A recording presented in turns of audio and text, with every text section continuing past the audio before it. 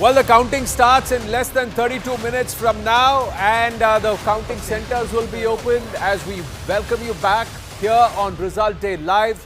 The conversation revolves around women voters. Have the women voters in absolute number, despite being about 12 lakhs lesser than the men in absolute numbers? So about 71 lakh women out of 1.5 crore voters, 80 lakh plus men.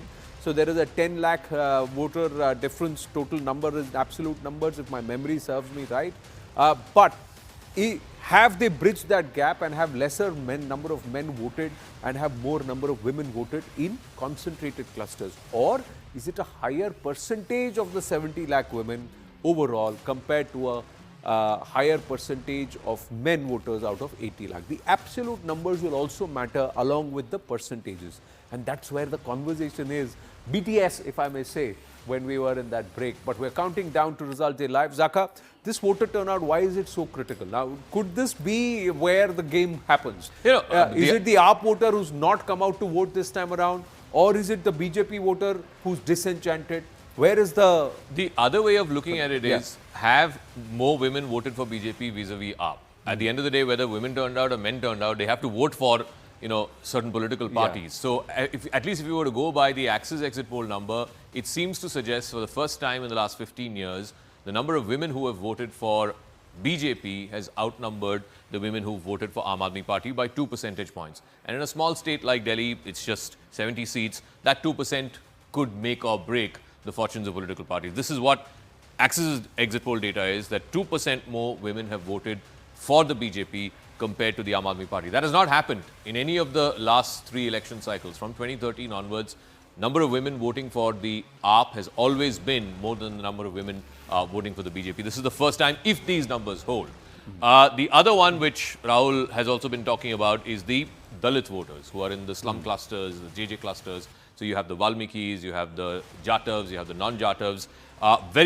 Very strong vote bank, committed vote bank of the Aam Aadmi Party. If you look at the CSDS Lokniti post-poll survey from 2020, 67, that is 2 out of 3 Dalit voters voted for the AAP in the 2020 election. That's a stranglehold. It's almost like the numbers that Mayawati had in that voting class. But from 2/3, it has slipped to half. And that's a substantial fall. Not all of it is going to the BJP. BJP has gained 8 percentage points in that voting class. But if the AAP's committed vote bank, one of the critical committed vote banks of the Aam Aadmi Party, is showing signs of erosion, that is bad news for the AAP. So these are the 2 critical factors. To my mind, these 2 vote banks will decide the Delhi election. The women, have they turned up in larger numbers for AAP or have they turned out in larger numbers for BJP? And the, for want of a better phrase, the underclass. Well, very respectfully, I would just like to add that not all Dalit voters are poor or lower middle class, and not all upper caste voters are rich or upper middle class. So the caste and class does not necessarily actually combine. There are a lot of very rich Dalit voters also, just like there are very poor Brahmin or Savarna voters also. But that's a 5 to 95 ratio. So I'm just saying our electoral lexicon itself is, allows us to try and pushes us towards a certain perception. We look at it from a caste matrix, but we don't see that there is a class grouping also, that there is a urban rich, urban poor, and there is an urban-rural mix also which is coming here. So the Juggi clusters may be populated with people from all walks of life in terms of caste, creed and community. But they may have a certain mindset because they have to have a certain level of income growth, etc. So that's another point. But could communities vote en masse in a particular manner? There are trends that show that. So can Dalits across the spectrum, irrespective of whether they are rich, middle class, upper middle class, poor, however they are, can they vote in one particular direction? That's perhaps another possibility and a way to look at it. The other part is that if 60% of 80 lakh men have voted, that is about 48 lakh out of 80 lakh. 61% is again 43 lakh women out of 70 lakh women. That's where we are looking at the numbers. That means women have come out in a higher concentration. So the male voter has also not come out to vote. There is a significant number of the male voter, 32 lakh male voters have not come out to vote. Why have they not come out to vote? Who have voted in the past, but this time they've not come out to vote. See, Anand, I agree with what Zaka was saying. Women voter and Dalit voter, these two are going to decide the Delhi election. Now, going by traditional logic, I think by what we have seen in earlier election about the woman voter. the woman voter rewards the party which gives it the benefit the first. So, you have the first mover advantage when woman voter. So, Kejriwal has that first mover advantage because he's given free water, free power, especially to the woman voters across Delhi. Second, I think the ace up Kejriwal's sleeve in this election is announcing the women's scheme almost 2 to 3 months before the elections. Aam Aadmi Party going door to door and getting these forms filled by women. So, women felt this form has been filled, we'll go and vote for Kejriwal, we'll start getting the money. I think where BJP missed a trick, most respectfully to the BJP, but I think where they missed the trick is cleaving this women's scheme for very late in the manifesto. They maybe should have launched it much earlier, like in Maharashtra. They gave that scheme. They were in power, that of course they couldn't give it in Delhi. But I think where BJP has been telling me that, women's scheme, Kejriwal also heard, because though he announced it, he never actually gave the money. That was also because they couldn't launch the scheme in time. Kejriwal went to jail, he came out. So I think BJP is banking on that fact when they went to the voters saying, 2100 bhi to nahi mila na aapko, to hum 2500 aapko denge. So I think woman voter, BJP is hoping. Let's flip this out and say, why should the Mahila voter, as predicted by Access My India, as today's Chanakya and some of the others, why will the Mahila voter shift away from the AAP? Because if there is a shift, as Zaka showed, that if there is a shift, on what basis will it happen? Yes, Rahul. So first of all, let's just, someone came in right now and Nikul said Patel that, is also with us. Good morning. And doubted the data about turnout. Now, let me just break it down. Let's look at Badarpur, where the women voter percentage has been higher than the male voter percentage. This is not absolute votes we are talking about, okay? We're talking about as a percentage of total women voters, more women turned out than men. So, males, total number of males in Badarpur are 2,31,85 voters. They are on the voting rolls. Right. Only 1,13,000 turned out, which equals 55%. 55% of males turned out. Amongst women, which are 1,61,484, 94,566 turned out, which is 58%.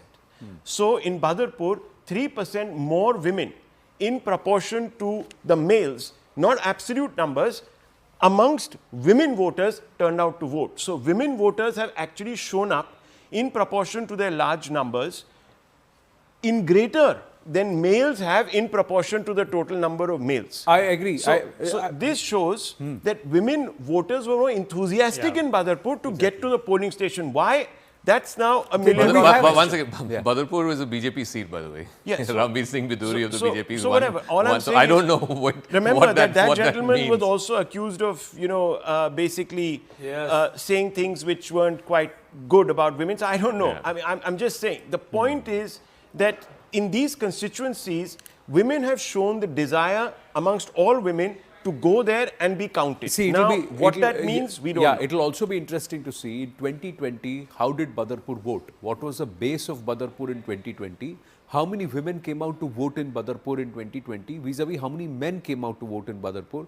And if the overall equation is similar. Equation is similar, then it's okay. Otherwise, there will be a story there if the number of women voters also, even though they outnumber the men this time, has dropped. By the way, it was a close contest in 2020. Rambir Singh Biduri of the BJP won by less than 10,000 votes. So you have to look at that. So maybe the women might be the swing voter in that constituency.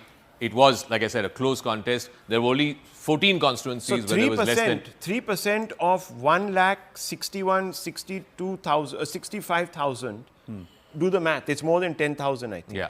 It's So more more percentage of women voting, I think, is advantage Kejriwal. Whatever I saw on the field. So it's advantage Kejriwal. Why? Let's come back to that question. Why would pollsters feel that women voters could shift away?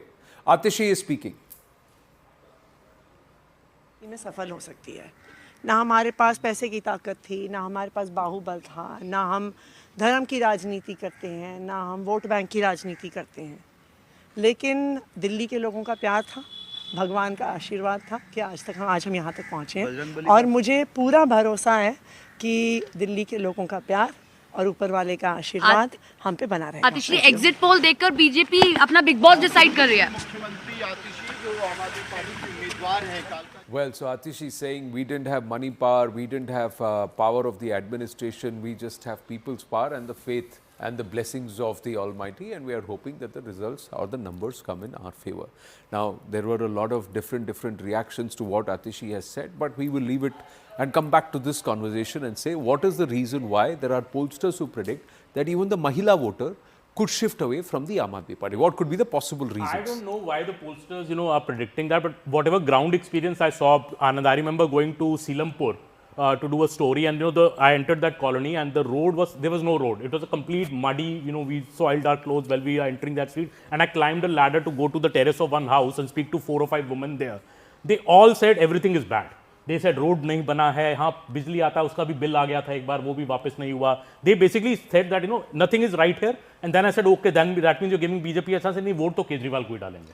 So that was the sentiment I think amongst the women in the ground that things may be bad. I'm sure you must have asked why. He's the one. Yeah, I asked them. He said वो ही ठीक करेगा. अभी तक नहीं किया, but आके ठीक करेंगे. उनका MLA एटलीस्ट हमारे एरिया में आता है, काम नहीं करवा के जाता है, पर आता है. What I found was, and why I'm not going to say that I don't think it's right to presume that all women voters have ended up voting for AAP, because I think the BJP realized a little too late that perhaps they should have gone into the game earlier, which is why they started chipping at the credibility of AAP to deliver. Many areas where people would tell me, and women would tell me very openly that he's इतना helpless है. अगर उनसे हो नहीं पा रहा है तो फिर हम क्यों उनको वोट दें? So that was another alternative which the BJP tried to point out that he may have made a promise to you earlier, but can he really deliver? Maybe we can do it. So it doesn't matter who came into a race. So we really don't know. I mean, I think it is little too early to presume that just because the women percentage is higher, they ended up voting only for AAP. See, the point is that no party the AAP needs to shore up and hold on to all its previous voters to get to a mandate which is similar to 2015 and 2020. The BJP or the Congress needs to just make inroads and chip away. So if each of them is able to chip away 10%, 20% from core vote bases or core supporters of the AAP, and also hope that some disenchanted voters will not come out to vote for the AAP. That's from the BJP and Congress's point of view. Then the AAP has a serious problem. So either ways, if the AAP is able to pull out its supporters and those who believe in Arvind Kejriwal and give that, so there may be a reduction in margins. But will that be just enough for the AAP to scrape through the halfway mark and get somewhere to 39, 40 seats? That's where we'll know in about an hour, in about half an hour from now. Yes, important constituency, yes. Tughlakabad. Tughlakabad. 17,965 other male voters there. 64,553 turned up. That's 54%. Yeah. 86,829 registered female voters, 50,203 turnout. Turned up. 77%. 77%. Do the math on that. That means that women have actually wanted to be counted. Now, Correct. why? I don't know. Where and for whom? We don't know. And for whom? $1 million question. The EVM knows the answer. Correct. And of course, CNN News 18 will bring it first and most accurate. But how many such constituencies? You're saying that there could be about 40 constituencies where the percentage of women turnout out of the base voters in those constituencies is higher than the percentage of male turnout as out of the base number of male votes in those respective constituencies. Now, which way would they have voted? That's one question. But I'm also thinking 40 is a large number why for is women to be included. But Rahul, I'm also thinking BJP also hopes why is the male voter disenchanted? Well, I don't know. Male voters also count, right? They are huge numbers. Is it why because have they not come out to vote? working nose to ground? Is it because there have been wage losses because of pollution shutdowns, and therefore every day that the air is clear, they need to be there and work harder? I don't know. Longer hours. Reason why who they knows? should come out to vote. So, no, well, nobody's promising them 2500 and 2100. That's one. What's in it for me? What's in it for me? Who's promising anything for me? That's the case. Nikul Patel, quick question before we go to. All right, before we go to Nikul, let's go across to Greha. Greha is joining us from the live result hub. That's where all the results are going to come in. We're going to collate it, and you're going to put the real numbers here on our screens in real time. Yes, Greha. Morning. Good morning, Anand, and good morning everybody in the studios. It is a big day. Aam Aadmi Party, a cliffhanger election for them and a prestige battle for the Bharatiya Janata Party. This is where we get the numbers. This is the live result hub. News 18 live result hub with most accurate numbers. Now, why are we saying that? Is because we have our reporters who are spread across all the 19 counting centers as far as Delhi is concerned, because all that 70 constituency data gets collated in that 19 counting centers, and our 22 reporters are at it. They'll give you the accurate numbers as and when they have it. These phones here, Anand, they begin to ring, and the moment our volunteers here get the numbers, they feed it here at the live result hub, and that's when you get to see the numbers on your screens, and then we get to know who really is having an edge as far as the Delhi battle is concerned. So we are all waiting for this area to start ringing very, very soon, Anand. Thanks for that, Griha, and we'll swing back to you. She's got her running shoes on because she's going to be running around a little bit all across that live result hub to get you details from various constituencies. It's a localized election, more a bonsai state, as if I can quote Nalin Mehta, because it's a 50-50 between the elected representatives and, of course, the LG's office that guides most of the administrative powers, because it's the national capital and because it's Delhi. But these 70 constituencies have a story to tell in their own. It's a representative or a microcosm of all of Bharat. That's what it is. It's a big pot where all of Bharat is present, all communities, all castes, all regions are represented in Delhi, and all of them think in a particular manner. Arun Dhanta joining us from the BJP office. Anshul Singh is also joining us in a bit. Ananya will be joining us. Anvit will be at the AAP office in Kalkaji. But first to Arun Dhanta. BJP office में किस तरह की तैयारी है? Or are they also waiting till 9:30?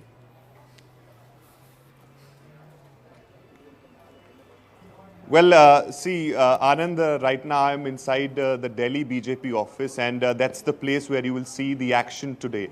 And this place, exactly where I'm standing, you can see the screen is there, all the TV channels are there, and the spokespersons of the BJP, who will, of course, sitting on different channels, they are also sitting here. They will have these cabins here. And also importantly, you know, when I asked about the preparations and the things here in BJP office from some of the leaders, they are saying that it will happen post 8 a.m. And meanwhile, I also have BJP's national spokesperson Pratyush Kant with us. Let's ask him. Pratyush ji, what are the expectations that you have for today? We are going to win the election. It has been a long time for us, and we are going to win the election because this time we have really made the people of Delhi understand the fraud which Kejriwal was playing on there.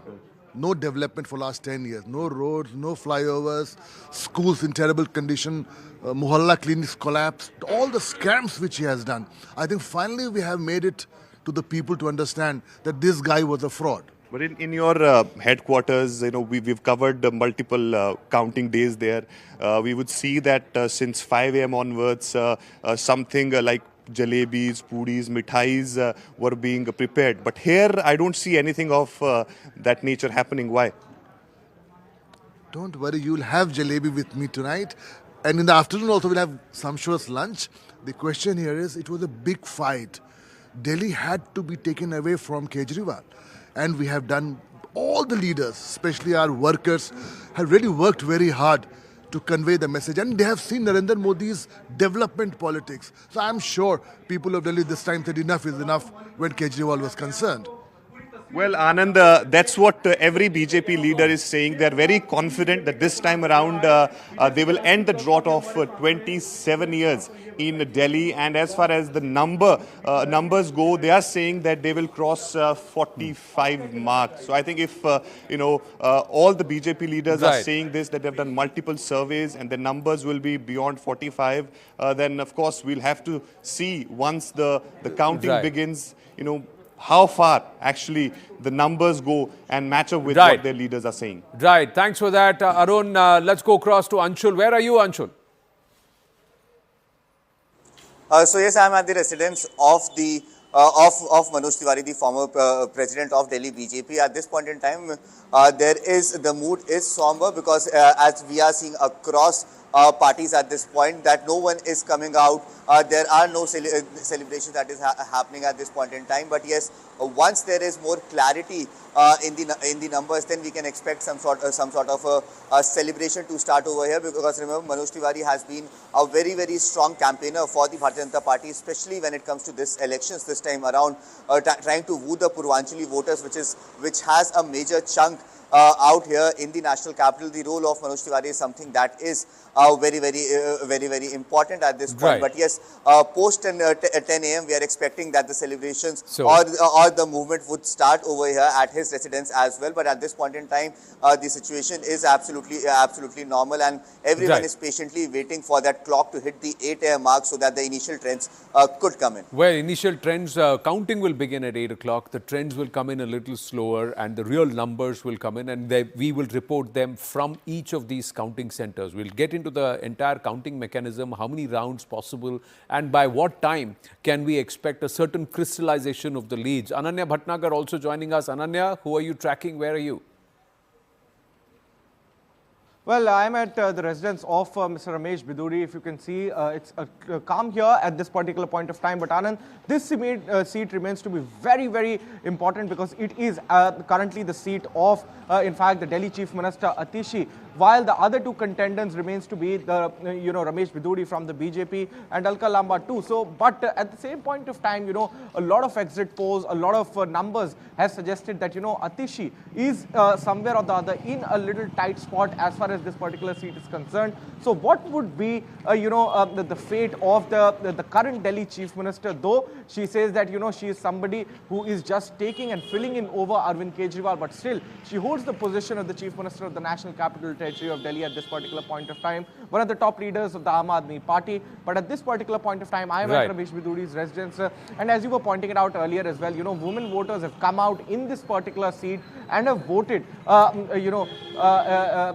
at the polling center. So how would and whose vote would count for whether it would go to Ramesh Biduri or Atishi or Alka Lamba is something that would be very interesting. So two three-cornered fights. One is this Kalkaji seat where it is Alka Lamba versus Ramesh Biduri versus Atishi, who's the sitting Chief Minister of Delhi, and the other one, the New Delhi seat, where it's the former Chief Minister Arvind Kejriwal pitted against Parvesh Verma and Sandeep Dixit. Smita Prakash with us here in the studio this good early morning, and Nikul Patel also with us. Nikul Patel, has the Congress done enough in Delhi, or could they have done more?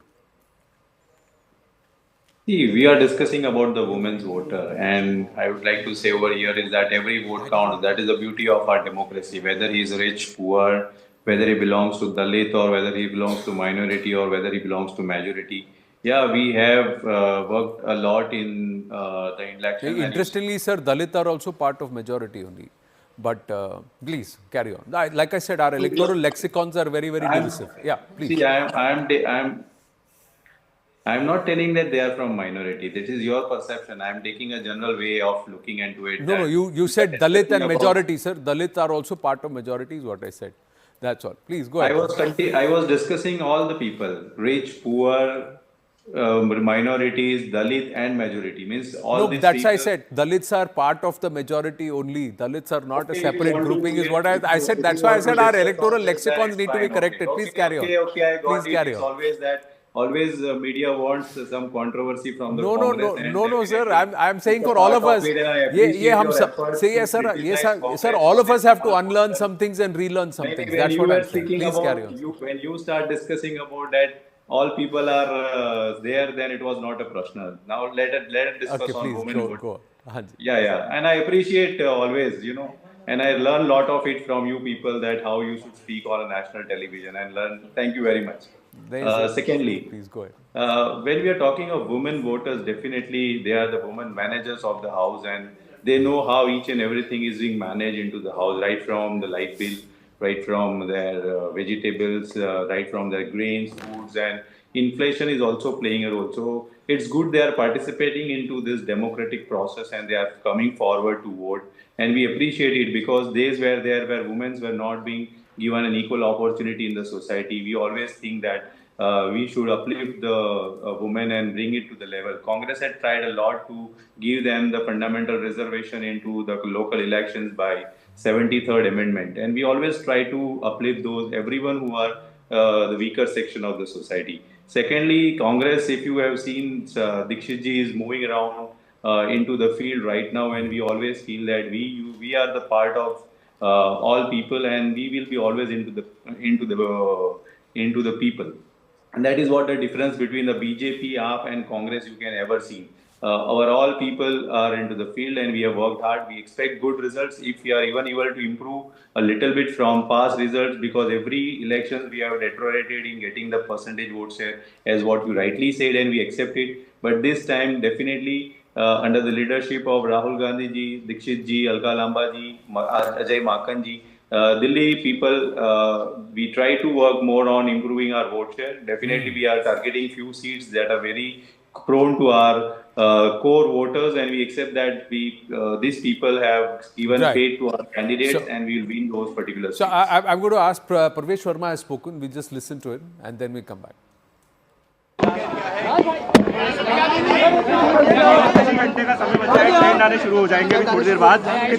Delhi में आज बहुत ही मैं समझता हूँ कि अहम दिन है दिल्ली वासियों के लिए, और मैं प्रभु से प्रार्थना करता हूँ कि दिल्ली में भारतीय जनता पार्टी की सरकार बने, एक अच्छी सरकार बने, ताकि हमको प्रधानमंत्री मोदी जी का साथ मिले और दिल्ली में बहुत अच्छे अच्छे काम कर सके। तो अभी थोड़ी देर में आपसे बात करेंगे बाकी। सर, क्या कुछ प्रोग्राम रहने वाला है? काउंटिंग सेंटर जाएंगे सर? काउंटिंग सेंटर जाएंगे यहाँ से? अभी तो मैं घर जा रहा हूँ, घर जा। 123 polling booths in his constituency, and when Parvesh Sharma spoke first with us on the day the ballot was cast in the evening, he said, Arvind se पूछो वो जीत रहा है कि नहीं. When the question Rahul Shankar asked, आप जीत रहे हैं कि नहीं, he said, Arvind से पूछो वो जीत रहा है कि नहीं. But coming back to the Congress party, quick conversation there. Smita Prakash and Pallavi Ghosh, दो तीन कहावतें हैं. एक है कि अब पछताए क्या हो जब चिड़िया चुग गई खेत. The other one is कि जब जागो तब सवेरा. What applies to the Congress? Should I take it, Pallavi? Okay, so what I heard was this thing about empowering women. I think as far as women voters are concerned in this country, I don't think anybody needs to make a claim. We've had universal adult suffrage, we've had women voting in this country. So that aspect of political power in the hands of women has always been there in this country. Yes, as far as Delhi is concerned, there have been instances of crime against women, but women have never felt disempowered as far as their political rights are concerned in this city. Also, Delhi it's a microcosm of the country. It's a peculiar situation where we've become a city of migrants of various, there are Purvanchalis, there are migrants who came from West Pakistan. You go back, it's a city of migrants. So it's a melting pot of various cultures. So women being subjugated doesn't occur at all for any woman in this city. As soon as she comes into this city, she's empowered. Another thing which I noticed was all these netas going to the temples in the morning. I mean, it reminds me of the time when we used to take the board exam. Exam wale din zarur dahi chini and go quickly to the mandir and say, please God, aaj to rakh lo hamari izzat. Very interesting. But then as Pallavi and I were discussing, nobody seems to have ordered laddus and jalebi, especially one party not feeling very enthused today. Pallavi. And it's so sad because the Congress leaders are talking about hamara vote percentage badega. No one is talking about ki hamara seat badega. That is also what, and it's a sad story. I mean, see, on a day of counting, on the day of polling, a day before counting, Rahul Gandhi holding a press conference, talking about Maharashtra, Eagle submitting its first report, holding their first meeting on the day of polling, which was on 5th. It is the sound, it looks like you are already creating a ground for losing. Hum harte hain because of the EVM machines. It's so predictable, it is very unfortunate. And when I do meet the Congress workers, and there's still quite a few of them on the ground, they do say कि our top leadership cannot even make up their mind हमें करना क्या है. This confusion about कि हमें लड़ना है कि नहीं लड़ना है. And frankly speaking, of all the Congress candidates, the only one who I really saw out and about was Sandeep Dixit. But I wonder what is going to happen to him after the results are out. Will he again be shunted out? Because for quite some time, Sandeep Dixit was actually treated like a pariah within the Congress setup because he's barbola, he's outspoken, he took on this, he was a part of the G23 also. He demands reforms. Yeah, he demands reforms. He's asking for the right questions. He's asking the right questions, seeking the right answers, part of the G23, not enamored of the Gandhi family. So I wonder what is going to be, will he be rewarded for at least the effort? Because, Rahul Gandhi used to say this, I remember. It's not important to win elections, it's important to fight. That's precisely what Sandeep Dixit has done. Very NGO style. Yeah, very NGO. Just about 2 minutes, 15 seconds till counting gets underway. 8 a.m. the counting centers will open, and then the ballot boxes will be opened and the whole process will begin. How soon do we see this happening this time around, Smita? I think 8 a.m. is when the postal ballot gets open, and since the last election, they don't wait for the postal ballots to be over for the counting to start on the other one. So half an hour is the gap. 8 a.m. starts the postal ballots, 8:30 is when the other EVMs are opened, and it takes a little time because the whole VVPAT thing happens, and only then is the announcement made as far as the seats are concerned. But yeah, there was a demand in the 2019 elections or 2024 elections by the opposition to say that let the postal ballots be over. So in the postal ballots in this city-state that we have, the bonsai election that you call, in this city-state there are a number of postal ballots simply because there are policemen on duty who have voted, there are government officials who are on election duty, who are on various duties, they have elected via postal ballot. There are also senior citizens who use that facility of voting from home. Theirs also gets counted in this group. So it's not as if we wait for the results of all the postal ballots, but the process begins for half an hour before the EVMs start. Quickly, if we can, in the next 90 seconds, the Muslim vote. How critical will that be this time around? Because some of the seats that you've picked up, and this was a discussion that was happening, that those seats where women voters are more in percentage are also Muslim-dominated seats. Yeah, I mean, unless there's a split in the Muslim vote, I think they'll all stack up with the AAP. I think the Muslims realize that they want to ensure that the BJP doesn't come to power, so they'll work strategically. And wherever the AAP candidate looks the strongest, in the strongest position to defeat the BJP, they'll go with that. And I don't think that overall the Muslim vote is going to fragment that much. Yes, there has been talk that, look, the AAP kept studied silence during the anti-CA riots, etc., when Muslims were expecting some support. They didn't come out. But net, I think the Muslim will work strategically. But I'm still telling you, it's the woman voter that we really need to be looking at. It's the women vote that is going to carry this election, determine and decide. Counting gets